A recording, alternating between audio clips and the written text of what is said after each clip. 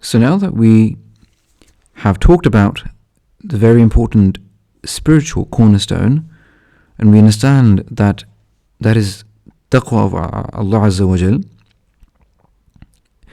and we understood that taqwa is nothing but avoiding the things that Allah subhanahu wa ta'ala has forbidden us from, and even leaving off those mubahat, things which are allowed for the sake of Allah Azza wa Jal, for the sake of the akhirah. Right? And taqwa means to do things which please Allah Azza wa Jal. And all of those meanings, if that is what taqwa entails, then you can't achieve it without a proper habit cornerstone. You need to do your due diligence, and you need to do it consistently to attain that taqwa and to maintain that taqwa, right? Because our demand from the first cornerstone we said was that we need to adopt this way of life that has taqwa in it. Like, we need to adopt taqwa as our way of being, right? And that can only be done that via doing actions and avoiding things that Allah subhanahu wa ta'ala has told us to do. So doing our due diligence, so being diligent with all our things that have been we have been commanded with, and being consistent with that due diligence. So in this regard, there are two important ahadith that have been narrated by one by Abu Hurairah radiallahu anhu, and one by Aisha radiallahu ta'ala anha. And these two ahadith, amongst others, but these are the most important ahadith in terms of how we as Muslims understand productivity, being diligent, consistent, productive as Muslims. So I mentioned these ahadith in turn. The first hadith talks about diligence as Muslims, how we are ought to do our due diligence and what it means to do it. So Abu Hurairah radiallahu ta'ala anhu, he narrates from the Prophet sallallahu alaihi wasallam. He says, "Al-mu'minu al-qawiyyu khayrun wa ahabbu ila Allah min al-mu'min al-da'ifi wa fi kullin khayr." A mu'min, the mu'min who is qawi, strong, he is better and more beloved to Allah Azza wa Jal, ahabbu ila Allah min al-mu'min al-da'if, from the mu'min who is weaker. وَفِي كُلٍّ خَيْرٍ, and in either of them there's khair. Now, the word qawi is an attribute to the word mu'min. It's a sifa for the word mu'min.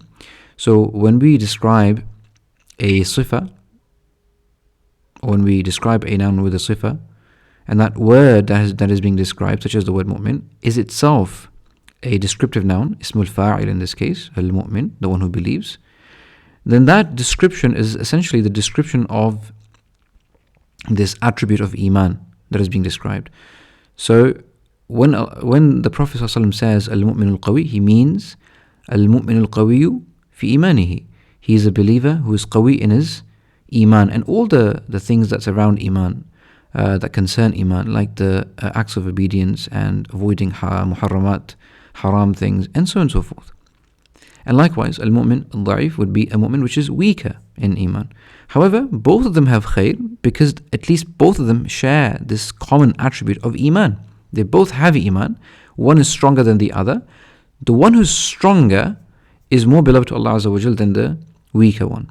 And this strength is in iman. Now, the Prophet ﷺ goes on to explain how this strength is achieved, essentially. How this mu'min becomes qawi. Why is he qawi? Right? And the ulama explain in sharh of this, they say that essentially what the Prophet is saying is, you adopt the asbab, the means towards attaining this quwwah, this power and this might and this strength in iman. Right? And you take those steps to strengthen yourselves, and then those asbab, and then you seek assistance with the musabbib al-asbab, right? So he says, ihris ala ma yanfa'uk, ihris ala ma yanfa'uk.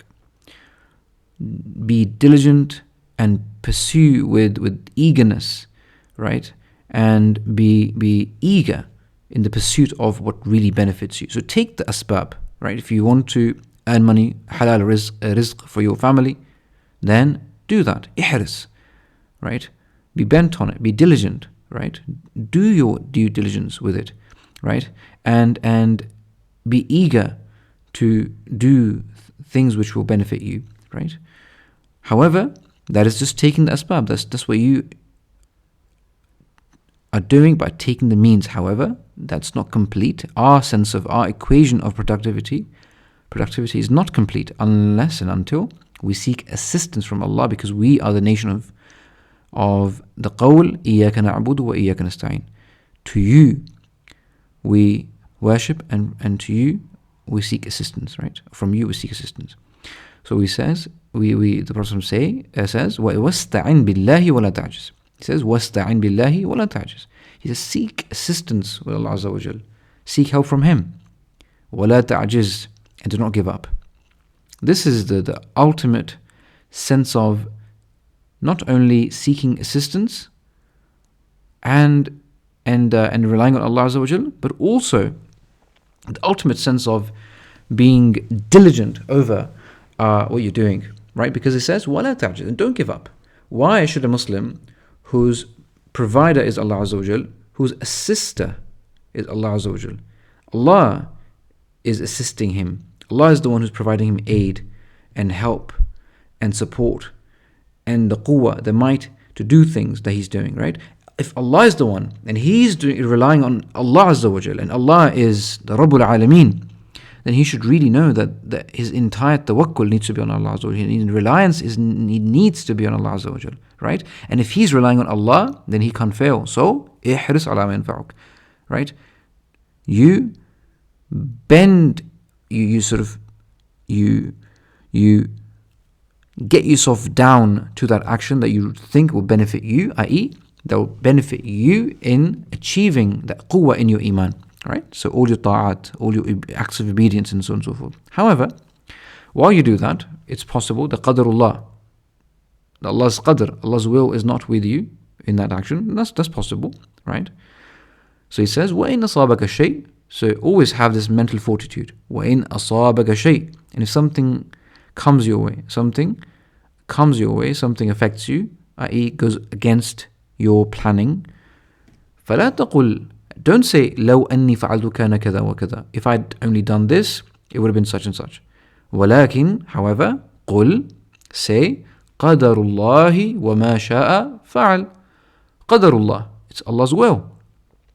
It's Allah's qadr, Allah's decree. وَمَا شَاءَ, and whatever He willed, فَعَلْ, He did. And as for me, as a dutiful servant, all I have to do is submit to His will, the will of Allah Azza wa Jal.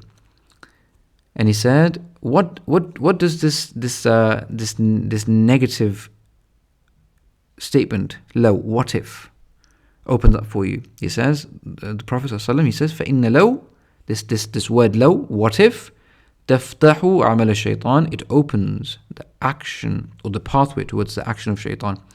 The shaitan then enters the scene and starts playing with your mind and removes this tawakkul, destroys your aqidah through this, right? And how many tulab al-ilm we've seen who are not relying on Allah properly and relying on their soul intelligence and abilities, they were wasted completely. And because shaitan found his way into their minds. And then when they failed, because they did not have their reliance on Allah, they were doing isti'ana with their nafs, they failed miserably, right? And it ended up destroying them as tulab al-ilm. And not just that, it ended up destroying many important points of belief in aqidah. SubhanAllah. So they negated the idea of tawakkul, they negated many things about that come as a connotation of إِيَّاكَ نَعْبُدُ وَإِيَّاكَ نَسْتَعِينُ. And that's when the shaitan managed to overpower them. Okay, inshallah. So this hadith essentially is the crux. The point is not to do sharh of this hadith. We can go on, and many ulama have talked about this hadith in much detail. The point is to understand that due diligence, doing your action, anything that improves the quality of your iman and the strength of your iman, that is what is beloved to Allah Azza wa Jal. And you need to do this. And you need to do this as Muslims every single day and consistently, which is where the next hadith comes in. Aisha رضي الله تعالى عنها, she narrates, عن عائشة أم المؤمنين أن رسول الله صلى الله عليه وسلم قال سددوا وقاربوا واعلموا أن لن يدخل أحدكم عمله الجنة وأن أحب الأعمال إلى الله أدومها وإن قل. Aisha radiallahu ta'ala anha, al-Mu'mineen, she narrates from the Messenger of Allah sallallahu alaihi wasallam. He says, "Saddidu wa qaribu." Saddidu, i.e., aim for the most correct and the most complete form of action, right? In the context of acts of obedience, of course. So aim for the most correct and the most complete form of action in terms of the acts of obedience. Strive and exert yourselves and your souls in the acts of obedience to the best of your abilities, to the most perfect form of that ibadah. But don't go overboard. So saddidu comes from iqsidu, right? Strive for the middle path, i.e. the most perfect path in terms of the quality of the action, right? The most befitting for its completion and its perfection. Aim for that path, but don't go overboard. That's the meaning behind saddidu, right? So try to aim for perfection in an action and strive towards that, exert yourself towards that, right? Strive for for perfection and completeness. وَقَارِبُ. And if you can't do that, if it becomes excessive upon you, so if it becomes difficult upon you, if it becomes something which may fill your heart with boredom and it makes you uneasy, and it's possible that because of that excessiveness or that quantity that you've taken on board, you might leave the action altogether, then qaribu. Then go as close to perfection as possible, but don't go overboard. Right? Don't go overboard, because that's going to lead you to leaving the action altogether. And know, subhanallah, وَاعْلَمُوا أَلَّنْ يُدْخِلَ أَحَدَكُمْ عَمَلُهُ الْجَنَّةِ. And know clearly that none of you, that your action or his action is not going to enter him into the paradise, into Jannah. Why? Because you might, subhanallah, leave the path of saddidu wa qaribu and go overboard, right? Because you might think that if I do the greatest action that I can and really exert myself and go overboard and really indulge into that, you might enter Jannah. You might earn Jannah via that action. But learn this, that not even the Messenger of Allah subhanahu wa ta'ala can go into the Jannah, into the paradise, into Jannah via his own a'mal, his own action, his own accord. He can't do that. So where do I and you stand as Muslims, right? So don't go overboard thinking that your actions are going to earn you anything, are going to earn you the pleasure of Allah or the Jannah.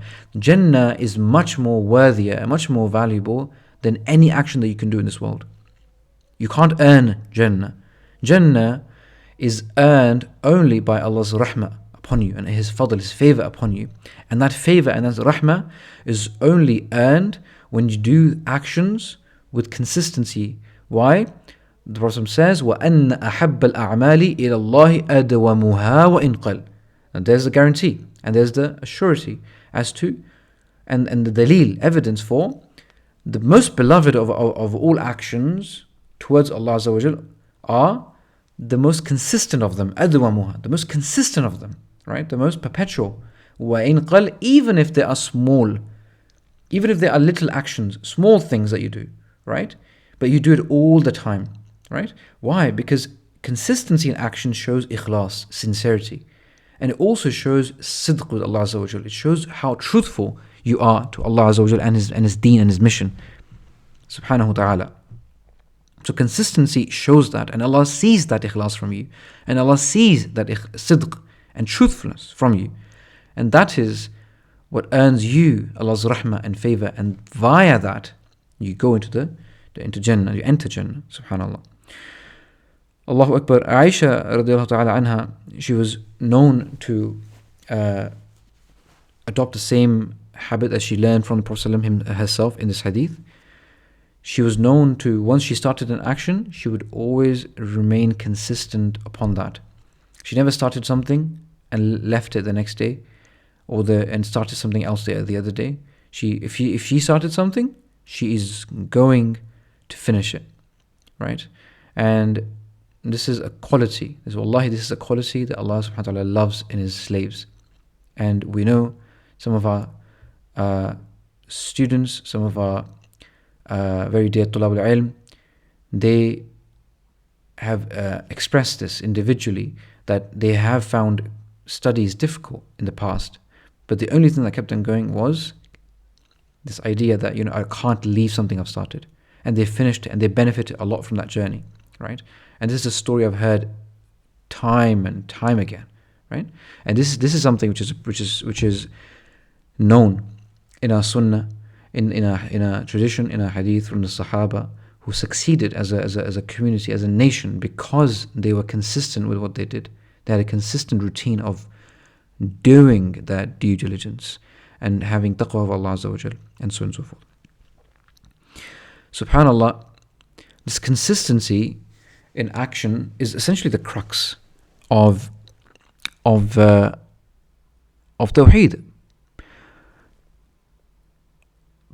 The Prophet of Allah subhanahu wa ta'ala, he says, sallallahu alayhi wa sallam, he said, لا تحقرن من المعروف شيئا. Do not belittle any single thing from the acts of obedience, from the acts of ta'at, from things which are ma'ruf, things which are praiseworthy in the religion. Don't belittle anything, even if it's something little, even if it's giving half a date in charity. Don't say, oh, that's only half a date. Where's the other half? Did you eat it? Don't have that mentality, even if it's something small. لا تحقرن من المعروف شيئا. SubhanAllah, we believe in our faith, in our religion, in our deen, that size does not matter, right? In the hadith of Bitaqa, a man is going to have a mountain load of deeds, scrolls full of evil deeds, sins, on one side of the scale, and we believe that there is a scale. Our a'mal are going to be weighed on that, subhanAllah, and he's going to be filled with despair as to he's destroyed, right? And all of a sudden, Allah subhanahu wa ta'ala, out of His mercy, subhanahu wa ta'ala, He brings a small card, a small bitaqa. The hadith is famous by the name of hadithu bitaqa, the hadith of a small card, right? And the hadith comes, and this small card comes, and it's put on the other side of the pile, the scale, and that small card outweighs a mountain of scrolls full of evil deeds and sins, right? Showing us that it is something that someone holds on to consistently in their lives, which is Tawheed, in this case the kalimatu la ilaha illallah, that really matters, and that is where the weight lies, right? Something small can have a huge weight in the sight of Allah Azza wa Jal. So don't think that this is a small action and this is a big action, because something big with an evil intention, or with a bad intention, or even with a good intention, but only once, is smaller in weight and value inside of Allah Azza wa Jal than something which is something small, like smiling to your Muslim brother and so on and so forth, right? Saying salam to someone, or having it as a regular practice and doing it regularly. This is something that made the Sahaba who they were. The Prophet ﷺ, he said about Ibn Mas'ud radiallahu ta'ala anh, when he climbed a tree and his shin, it was uncovered, and the Sahaba, they laughed at him for having such slim and sleek shins, like that of a woman. The Prophet ﷺ, he said in his defense, he said, these shins that you make mock of, that you make fun of, they are heavier than the mountain of Uhud in the sight of Allah Azza wa Jal. So in our religion, we believe that consistency leads to compounding it leads to volume. Even if it's something conceptual and spiritual, inside of Allah, it has a volume. And that consistency, that volume that it creates at the end, eventually adds that weight in our deeds. And we know, subhanAllah, in performance psychology and habit psychology, consistency leads to a compounding effect in the results that you get at the end, right? So you might do something once and leave it, tayyib, and not repeat any longer after that, and then you test that at the end, and then compare that with something which is done less than that, but it's done consistently over a long period of time.